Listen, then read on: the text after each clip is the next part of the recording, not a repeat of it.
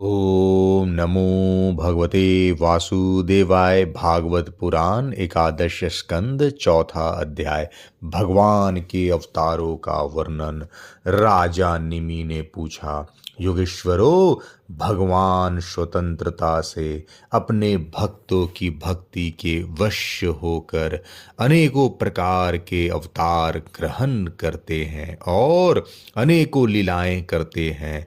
आप लोग कृपा करके भगवान की उन लीलाओं का वर्णन कीजिए जो वे अब तक कर चुके हैं, कर रहे हैं या करेंगे।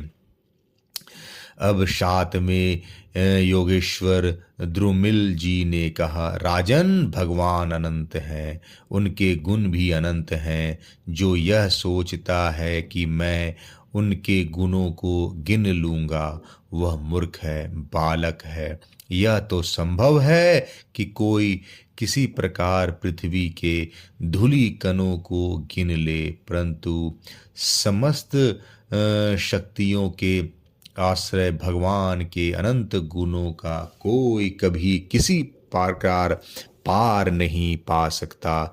भगवान ने ही पृथ्वी, जल, अग्नि, वायु, आकाश, इन पांच भूतों को की अपने आप से अपने आप में सृष्टि की है। जब वे इनके द्वारा विराट शरीर ब्रह्मांड का निर्माण करके उनमें लीला से अपने अंश अंतर्यामी रूप से प्रवेश करते हैं, भोक्ता रूप से नहीं, क्योंकि भोक्ता तो अपने पुण्यों के फलस्वरूप जीव ही होता है। तब उन आदि देव नारायण को पुरुष नाम से कहते हैं। यही उनका पहला अवतार है। उन्हीं के इस विराट ब्रह्मांड शरीर में तीनों लोक स्थित है। उन्हीं की इंद्रियों से समस्त देहधारियों की ज्ञानेंद्रियां और कर्मेंद्रियां बनी है। उनके स्वरूप से ही स्वतः सिद्ध ज्ञान का संचार होता है। उनके श्वास प्रश्वास से सब शरीर में बल आता है तथा इंद्रियों में ओज, इंद्रियों की शक्ति और कर्म करने की शक्ति प्राप्त होती है। उन्हीं की सत्व आदि गुणों से संसार की स्थिति, उत्पत्ति और प्रलय होते हैं। इस विराट शक्ति के जो शरीरी हैं वे ही आदि कर्ता नारायण हैं। पहले पहल जगत की उत्पत्ति के लिए उनके रजोगुणों के अंश से ब्रह्मा हुए, फिर वे आदि पुरुष ही संसार की स्थिति के लिए अपने सत्वांश से धर्म तथा ब्राह्मणों के रक्षक यज्ञपति विष्णु बन गए। फिर वे ही तमोगुण के अंश से जगत के संहार के लिए रुद्र बने। इस प्रकार निरंतर उन्हीं से परिवर्तनशील प्रजा की उत्पत्ति, स्थिति और संहार होते रहते हैं। दक्ष प्रजापति की एक कन्या का नाम था मूर्ति। वह धर्म की पत्नी थी। उसके गर्भ से भगवान ने ऋषि श्रेष्ठ शांतात्मा नर और नारायण के रूप में अवतार लिया। उन्होंने आत्म तत्व का साक्षात्कार कराने वाले उस भगवद्रान घन रूप कर्म का उपदेश किया, जो वास्तव में कर्म बंधन से छुड़ाने वाला और नैष्कर्म स्थिति को प्राप्त कराने वाला है।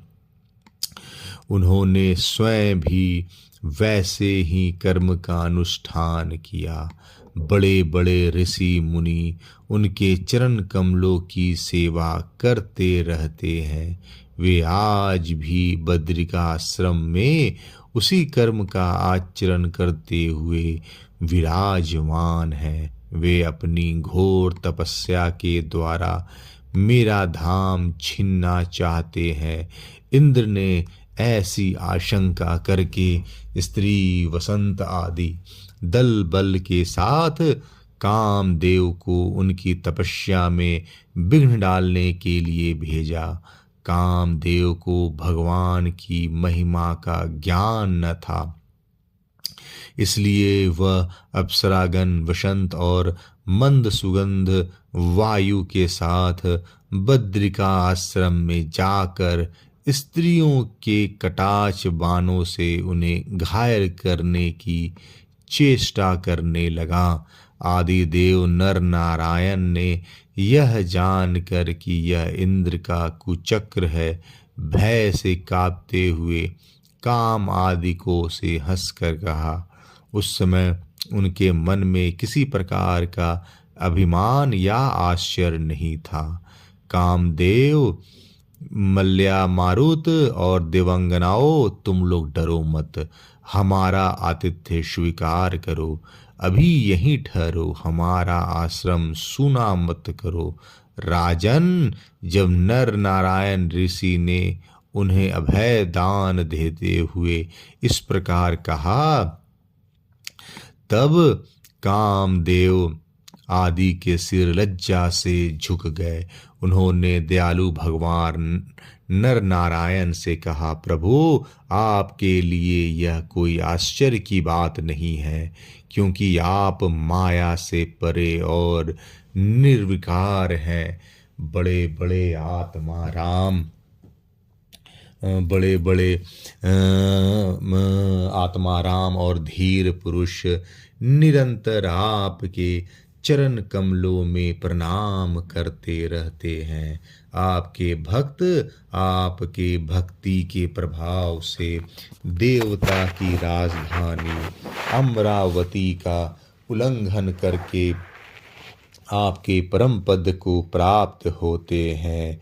इसलिए जब वे भजन करने लगते हैं, तब देवता लोग तरह तरह से उनकी साधना में विघ्न डालते हैं, किंतु जो लोग केवल कर्म कांड में लगे रहकर यज्ञ आदि के द्वारा देवताओं को बलि के रूप में उनका भाग देते रहते हैं, उन लोगों के मार्ग में वे किसी प्रकार का विघ्न नहीं डालते।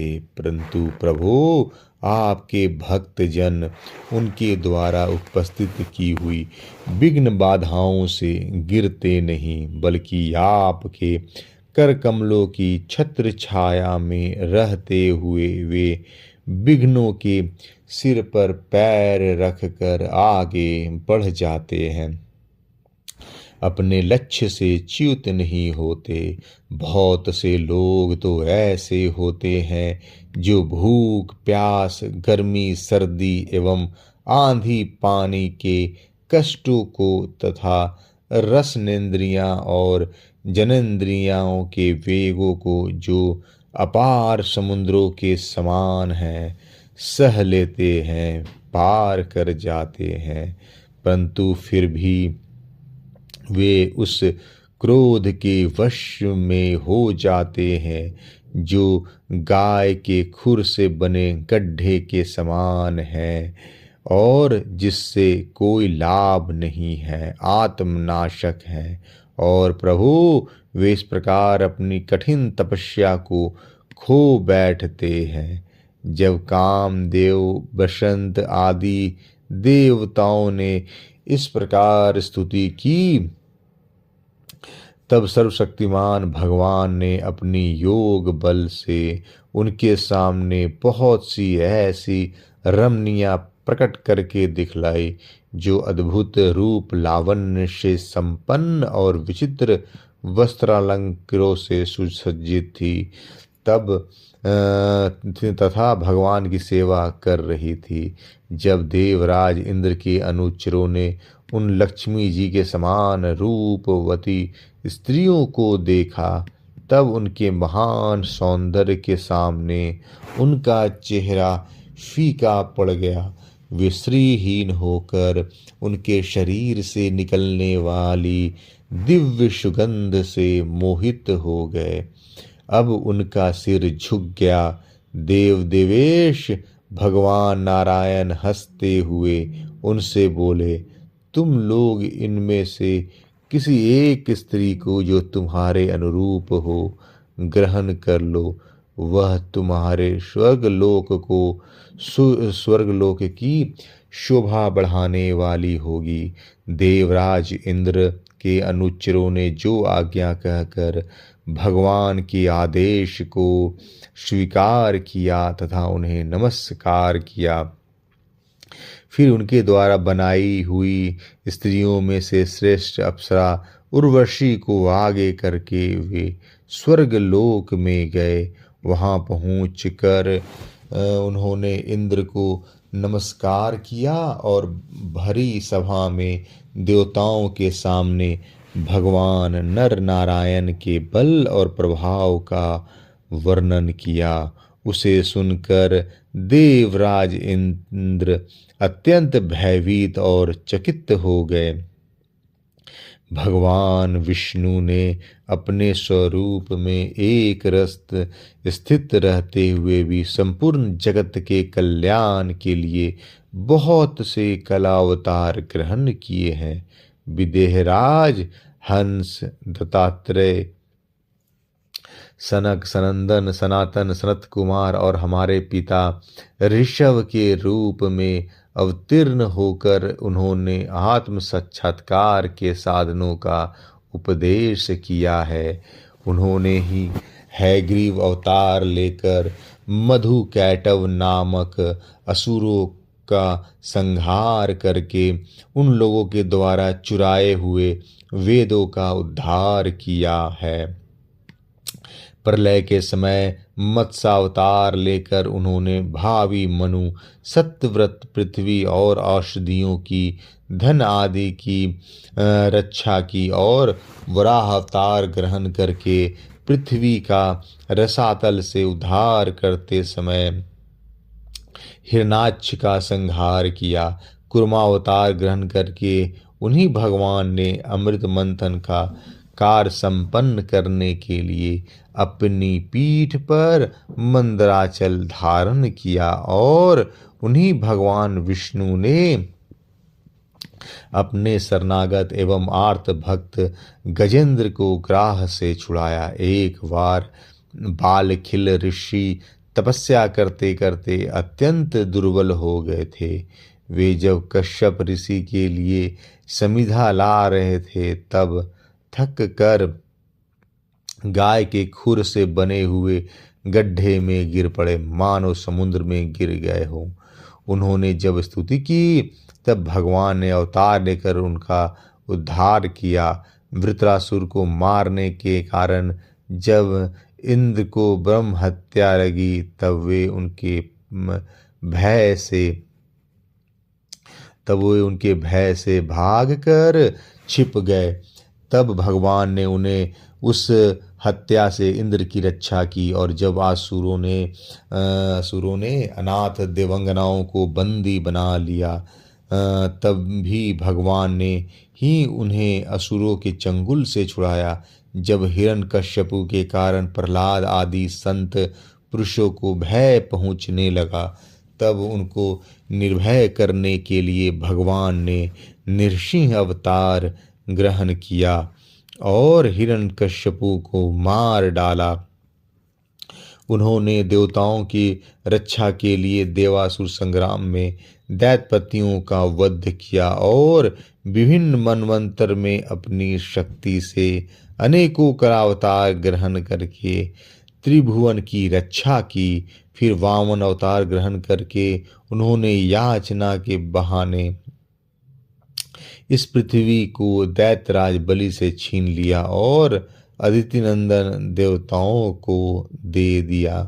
परशुराम अवतार ग्रहण करके उन्होंने ही पृथ्वी को 21 बार क्षत्रिय हीन किया। परशुराम जी तो है वंश का प्रलय करने के लिए मानो भृगुवंश में अग्नि रूप से ही अवतीर्ण हुए थे। उन्हीं भगवान ने रामावतार में समुद्र पर पुल बांधा और एवं रावण और उसकी राजधानी लंका को मटिया मेट कर दिया।